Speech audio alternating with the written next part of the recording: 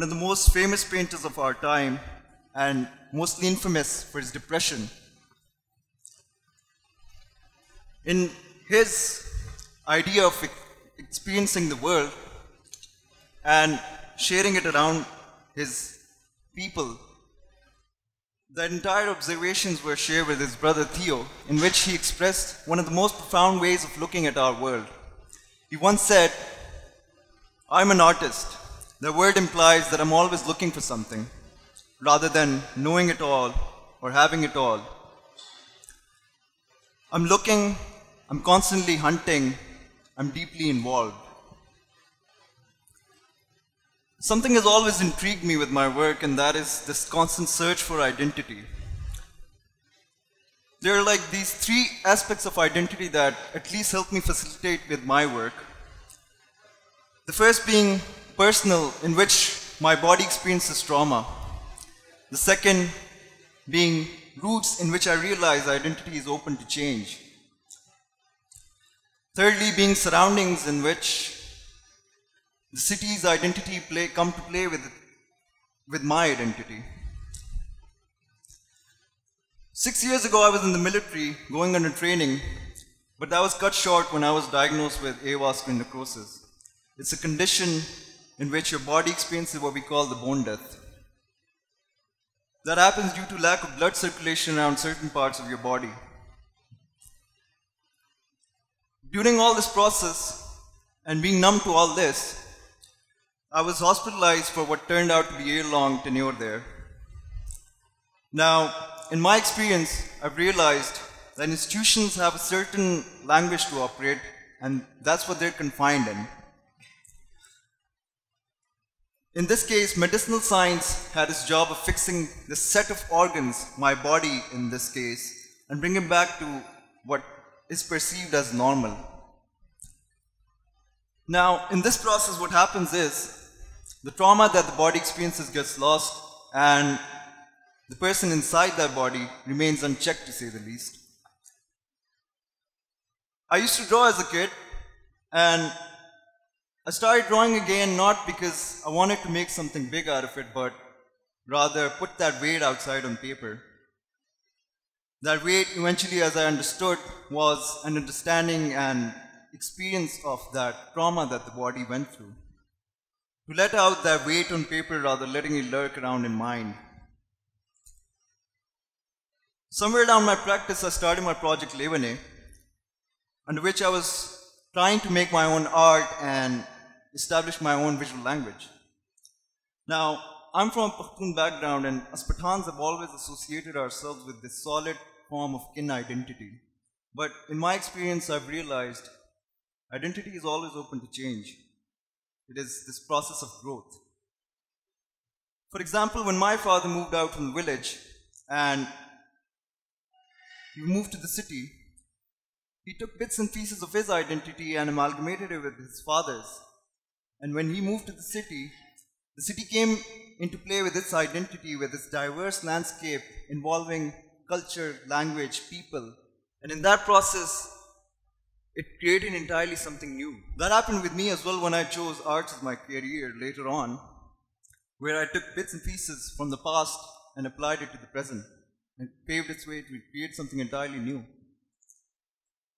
That is happening right now as well, as we are connected through our identities with this architectural space around us. And we are connected with the people that were here years ago, through time and space, thus making identity this very timeless entity. Identity becomes this formless state. During college days, when it came down to synthesizing all these observations, I looked around myself and saw these institutions and structures as these factories where everything was manufactured. Our individual identities are made to look like we're in control of the system, but we're really not. It was the failure of language that didn't prevail, but rather expression that helped me solidify and facilitate my work.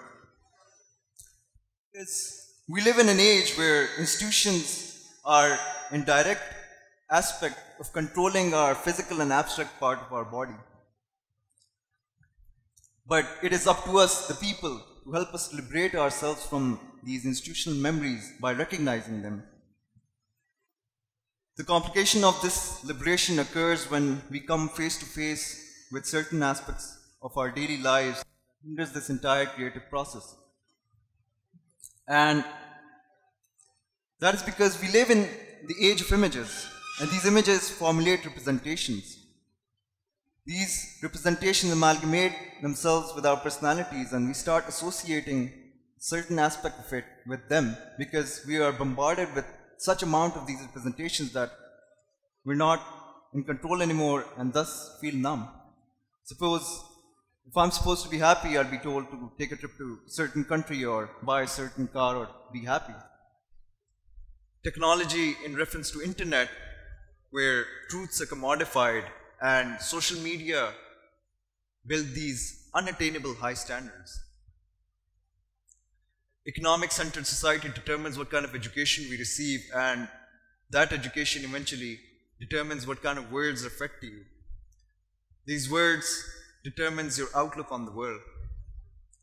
Now that's a lot of noise. But these hindrances can be blurred out with expression. Because what is an artist but a person who is always looking, who's always seeking, who's always finding new ways of finding meaning? Our collective experiences help us be close to the self. Reviving those experiences help us be understandable towards the idea of self, the true self, being humans. Being able to distinguish between these experiences life has to offer us. Now, I want to take these observations and apply it to a space where I could share with the people around me. I was called in to give a workshop about illustration at the British Council Library last month. I went about it differently with the participants without getting into arts directly. I made them share stories about their identities and what events paved way for the way they are, and certain experiences changed them. And to my surprise, results when we finally applied those shared stories on our work, the results were astoundingly pure and honest. The three aspects that I mentioned earlier helped me deal with the concept of identity and the idea of trauma that my body went through. And because life eventually imitates art. Because life does come with its ups and downs, but life eventually has to offer beauty. I remember reading this verse from a Pashto poem once, of which I'll share a translative version of with you guys. और खुदा ना करे मेरा ईमान डगमगा रहा है, मेरे ईमान की रोशनी मान पड़ने लगी है, क्योंकि शाम है, जाम है, गहरे बादल हैं और खूबसूरती है. Thank you.